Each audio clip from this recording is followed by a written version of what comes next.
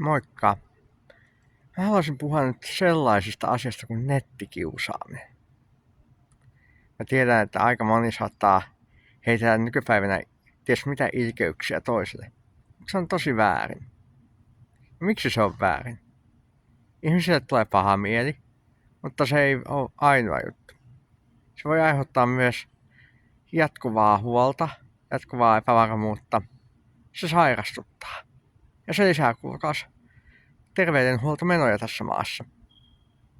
Koska ihminen on psykofyysis-sosiaalinen kokonaisuus, niin ne vaikuttaa ihan kaikkeen. Se vaikuttaa ennen kaikkea ihan tavalliseen terveyteen, mutta mielenterveyteen etupäässä.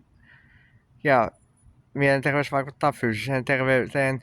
Ja kun esimerkiksi ihminen ei jaksa, niin ihmisen sosiaalisuuskin kärsii.